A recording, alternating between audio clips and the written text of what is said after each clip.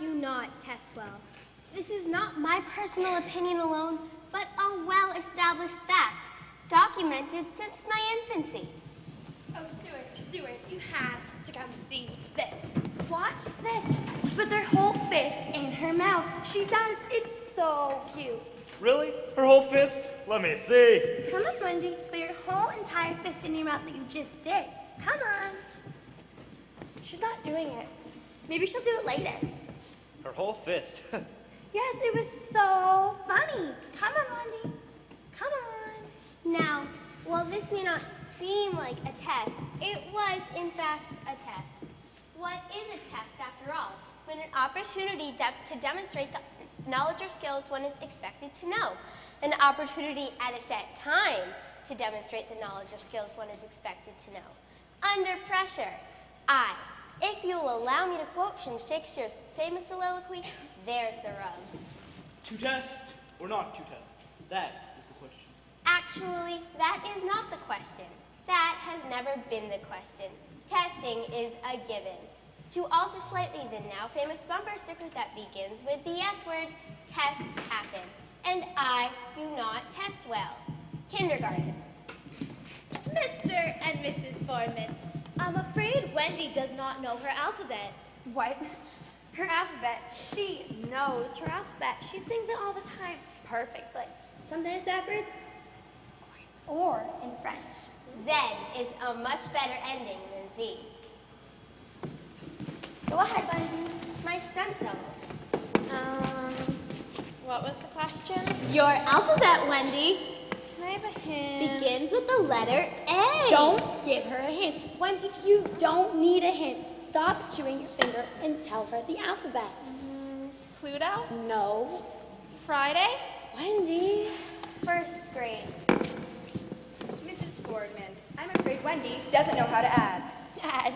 She can add. She adds all the time. We're driving to New Hampshire and she totals up all the speed limit signs. True. By the time you get to Manchester, you've gone 813,530 miles per hour. Wendy, what's 2 plus 2? No hints. Stop with the finger. Pluto? Second grade. I'm afraid Wendy doesn't know how to. She does that in her sleep. Wendy. Finger. Finger. Pluto. Third grade. Mrs. Boardman, I'm afraid Wendy can. Yes, she can. Wendy. Finger. Pluto. Finally, around fourth grade, the principal called in my parents to reveal his suspicions. Hello, Mr. and Mrs. Fordman. Wendy is a very bright girl. Thank you. And polite. Thank you. I can see where she gets it. Thank you. However, Howevers are hateful things. I suspect that she does not test well. Doesn't test well. Are you sure? Well, I'd like her to meet with some specialists to come to an absolute conclusion. Why, I used to test well. I'm sure you did, Mr. Fordman. I remember one test back in '78. Tough chemistry class. I was in college then. Those were tests, I can tell you. This one had 4 problems on it. Only 4. But guess how long it took me? Mr. Fordman, I have... Stuart, I'm Go sure ahead. he doesn't Guess. Mr. Fordman, I really came here to talk... 3 out of 4 right. Guess how long it took me? Mr. Fordman, 6 hours. Guess how many everyone else got right? Mr. Fordman. Stuart, we're here to talk about Go Wendy. ahead. Guess. Mr. Fordman, 2. Everyone else got 2 right. Well, that's good, Mr. Fordman. All right. Let's talk about Wendy. Okay, let's do that.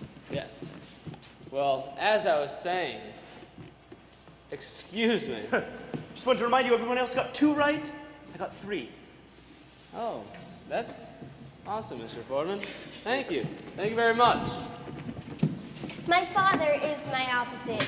Good on tests, dumb in all other situations. I was taken to specialists. They asked me numerous questions. How do you feel? What's your favorite color? Are you nervous? What do you think of this picture? Which parent is your favorite? Which parent favors you? What color's the yellow bird? Have you ever been scared? Do you have regular bowel movements? You do have high tension wires. And since most of these questions felt a lot like tests, I chewed my finger a lot and often answered Pluto? The results came back. Opinions varied. The hypothalamic zone seems a bit soft. May have felt a need for greater oral stimulation. Asymptomatic neural transition. Less broccoli in the diet. Some children are just plain stubborn. But the results were all the same. She doesn't test well. My mother was inconsolable. Oh, Stuart, I'm inconsolable. You seem inconsolable. I am inconsolable. Why don't you help me? Well, technically, if you're truly inconsolable, nothing I do Stuart. will. There. Let me hug you, Pookie. It'll be okay. She doesn't test well. I know. How can she get through life if she doesn't test well? Cry me a river. That's right. She'll have it in her tests, school, careers. Let it out, honey bun. It's okay. She'll have exams, driver's test, permit test, or driver's test, SATs, ACTs. NAACPs, PDQs, ASAPs. Okay, now you're just being dumb. Sorry. What do we do? Whatever we do. Child doesn't test well. Why? Yes. Yeah. Along came Protest Incorporated. Guaranteed to. Lower anxiety and raise those test scores for your money doubled. Let's try it. In 8th grade then, I became a protest client. I met with several specialists, all with various approaches for improving my test-taking abilities. Now, Wendy, this first step may be difficult. It is going to take a long time for us to get there, but it is necessary. First, we must identify your problem. We won't be able to make any significant progress, Wendy, until you are freely willing to admit the difficulty that you are having. Now, I know, this may be difficult, but I have a series of steps that I want you to... test well. What, dear? My name is Wendy, and I do not test well. Oh, well, good. Good for you. I wasn't really expecting that quite this early. Some people take a bit longer to get to this stage. I'm not quite ready to move on. I don't test well. Yes, I heard you. Just sit down and let me regroup, why don't you? Step two, what do I do with them after they've admitted the problem? All right then, Wendy, is it? Yes, my name is Wendy, and I don't particularly care what you do and don't do, Miss Wendy. My major point is you look flabby to me. Flabby? That's right, sister. A flabby body means a flabby mind. You got me? Flabby means flabby, yes. Now drop down and give me 25 push-ups. 1, 2, 3. Is that all you got? No wonder you're having trouble. Flab. Now roll on your back and give me 50 sit-ups. 1, 2, 3. Come on, don't slack on me. 4. By the time I'm done with you, your body's gonna be firm, your mind is gonna be alert. Now pop up here and give me 65 jumping jacks. 1, 2, 3. I can't do this, I'm dying. Dying? You don't know dying. I'll show you dying there, Missy. You're not leaving here until I get 9. What is it? The Olympic synchronized underwater basket weaving team needs your conditioning work. I'm out of here, kid. That was some need. That's great, go to them, I'll be fine. I believe in identifying and using our emotions so that the very elements that keep us from our highest potential can actually be turned into achievement fuel. Achievement fuel. That's right, achievement fuel. High octane to rev up your test-taking skills so you can go from 0 to 100 in less than a month. I believe you just overextended the metaphor. What? Carry on. High octane. Right. The key is to identify and use your emotions. Identify and use. So say you're angry. Show me anger. Grrr. Right. Now we take the anger and we use it to beat the test. You darn test. I'm angry at you. I'm going to beat you by getting your answers right.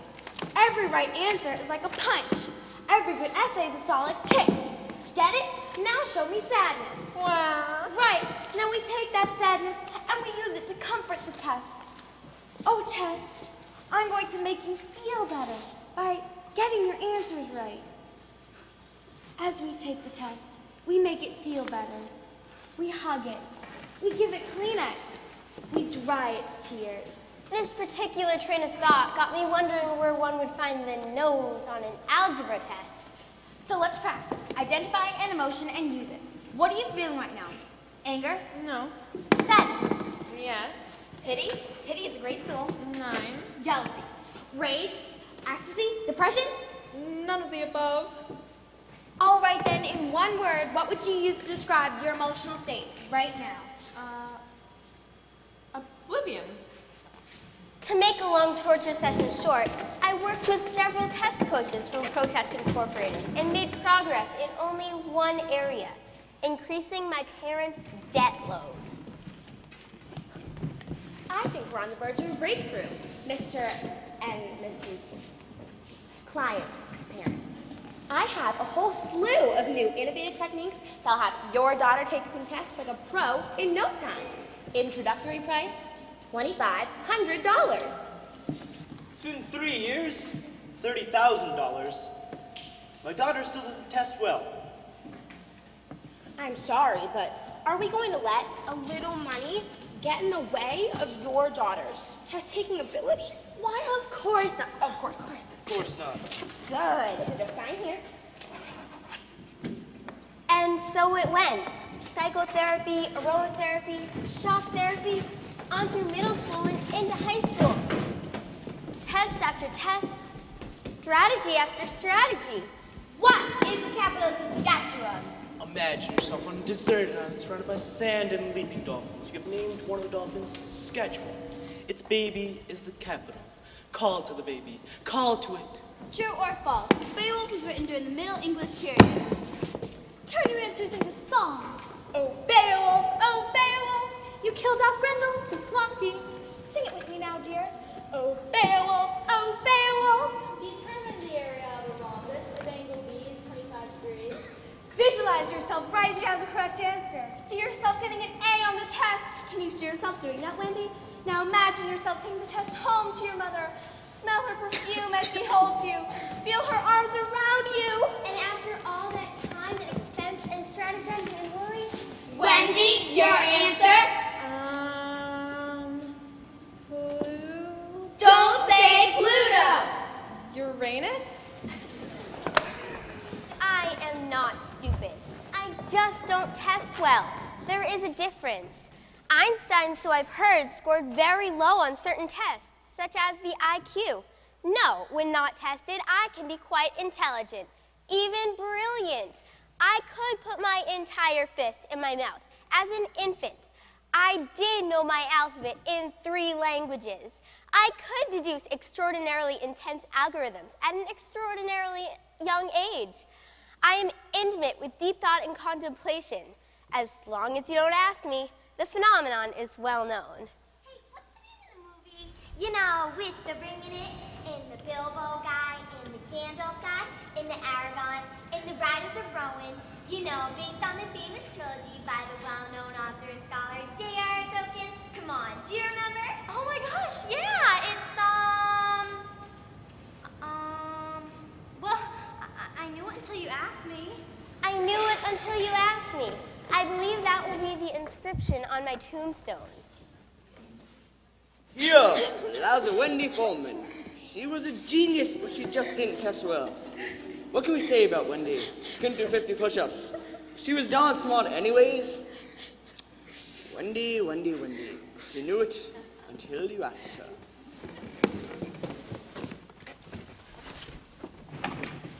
So here I am again, taking a test, sitting today between Sarah and Bob. They both test relatively well. They pass, Sarah with A's, Bob with B's. Their strategies differ, of course. Okay. Let's see. Which word fits best in the blank? The blank of the poem encourages multiple readings.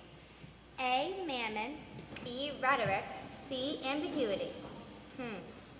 Mammon of the poem. Material possessions of the poem. Now that doesn't make sense. And rhetoric of the poem. Well, that could work, so B is definitely a possibility. Ambiguity of the poem.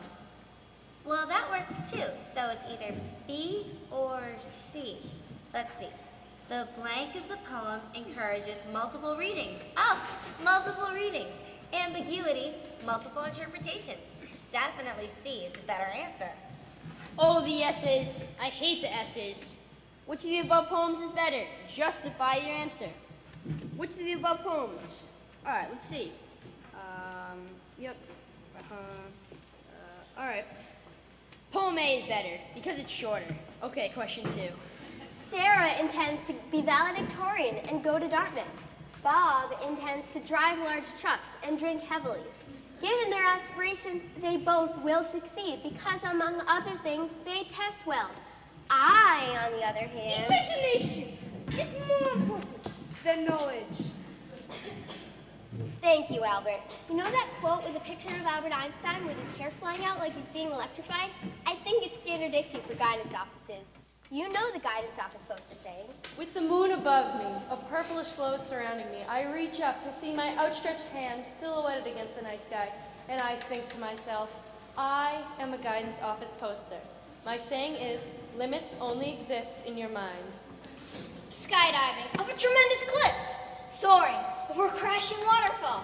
Facing possible oblivion, but feeling more alive than I ever have. I realize I am a guidance office poster. I am saying, you, yeah you, cannot fulfill your dreams unless you dare to risk it all. Pretty subversive stuff, actually. Take risks, push limits. They should take those down before prom. Anyway, back to Einstein's work. Imagination is more important than knowledge. There are many things we should thank Albert Einstein for, such as the theory of relativity and making bad hair an acceptable thing. But I personally think that this particular saying is not helpful to me because, despite all my protest counselors have told me, imagine the test as a succulent fruit, like an orange. You must peel away. Oh, stuff it. Despite all the advice and treatments and philosophies, I know the truth. My imagination is why I don't test well. Actually, my imagination has caused me problems for a long, long time. Mrs. Wadley, I saw a man on television who walks on his hands. Well, Wendy, isn't that a fun thing? If he walked upside down on his hands long enough, will his arms turn into legs and his legs grow hands? I don't think so, Wendy. Do you think that his internal organs will rearrange to accommodate his change in perspective? Like, will his intestines move closer to his mouth and his vocal cords get down to his bottom? That's enough, Wendy. I wonder if by the time he was 90, everything would have changed. So he would have a big toe where his thumb should be, and he would speak out of his butt. But that would mean he would have to go to the bathroom. Wendy! That's just what I imagined, Mrs. Wadley. The poster at the guidance office says imagination is more important than knowledge. Sometimes, Wendy, it's best to keep such imaginings to yourself. This advice proved to be wise. I found that my imagination was a punishable offense. I learned to internalize my imagination to avoid trouble. This was generally fine until such times as I would face a generic set of questions that sat blandly on the page. Imagination is more important. Not when it comes to tests, Einstein. When it comes to tests, one should leave imagination at the door and only allow knowledge to enter. But this I cannot do. Tests, in all their blandness, only invite my imagination. Hence, I do not test well. Take this test, for example. Page 3. Classic vocabulary matching section.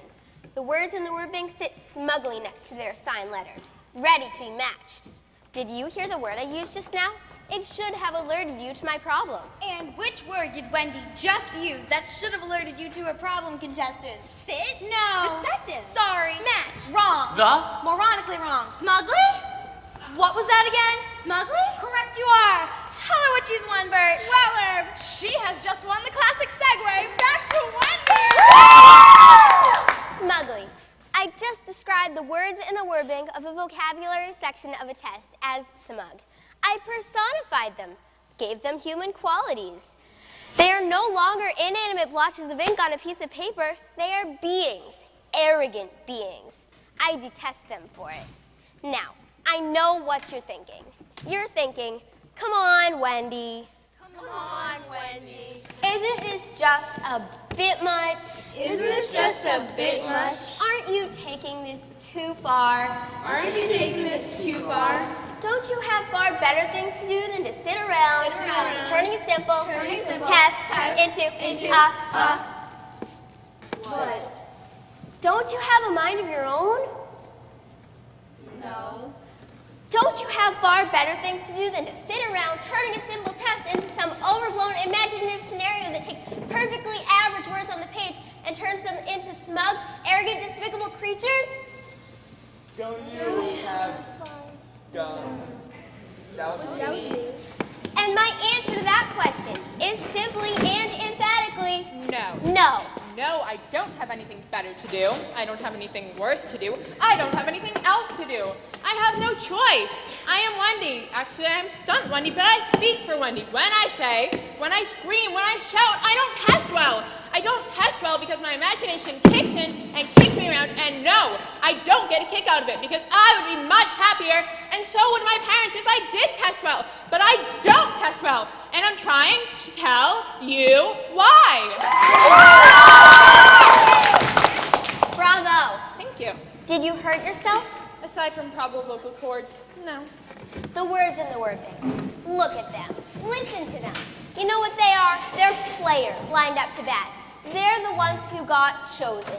They know they're going to be used. They make me sick.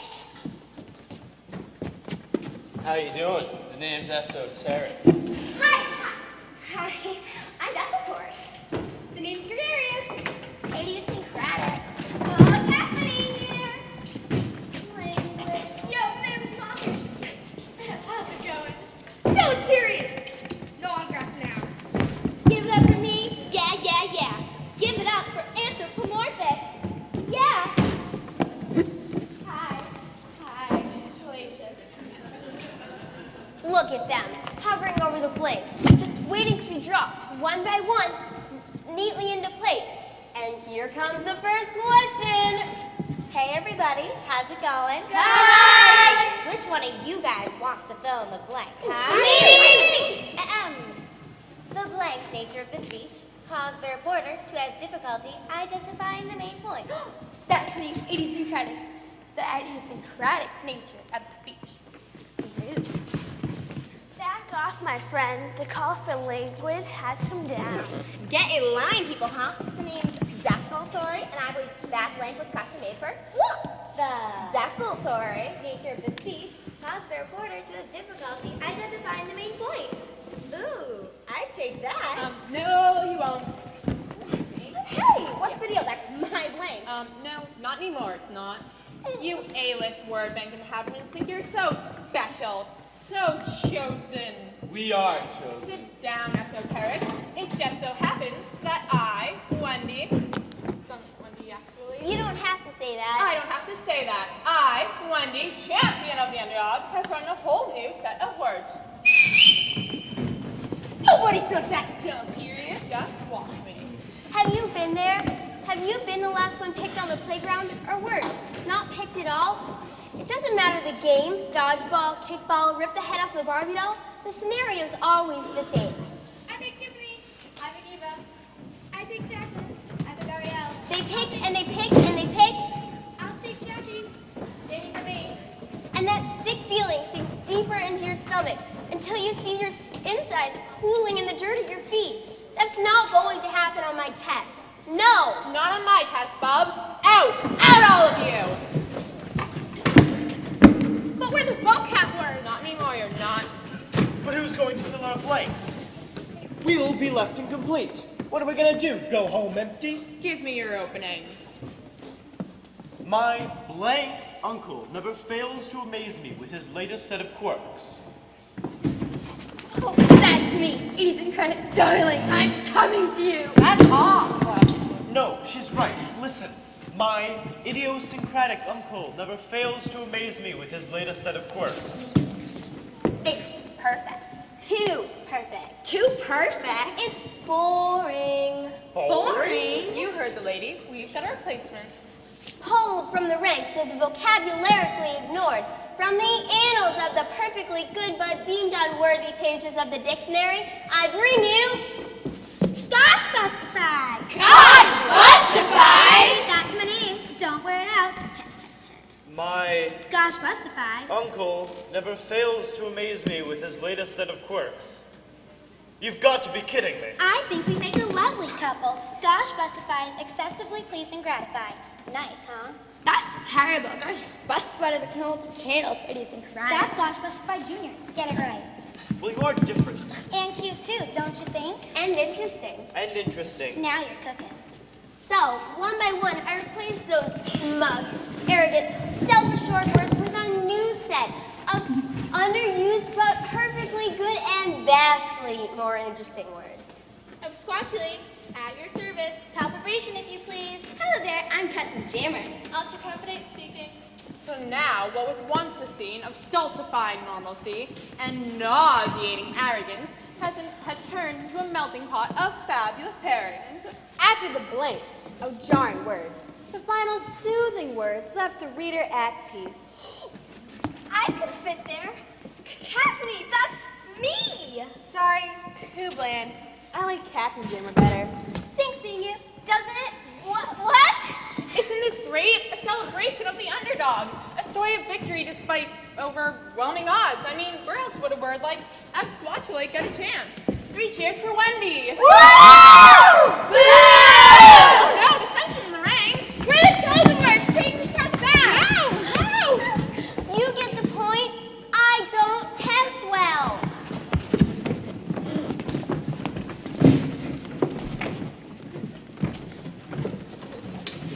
Everyone around me is finishing. Sarah is putting the finishing touches on her A. Bob wrapped up his D 15 minutes ago and has now slipped into a mini coma. I, by contrast, am contemplating whether the word ultracrepidate would win in a fistfight against mawkish. Imagination is more important. Aw, stuff it, Al. Shortly, the bell will ring, and the students will file out of the class. I will sit, sadly contemplating another unfinished, poorly executed test. The teacher will walk to me sadly and say, Wendy, Wendy, Wendy, what are we going to do with you?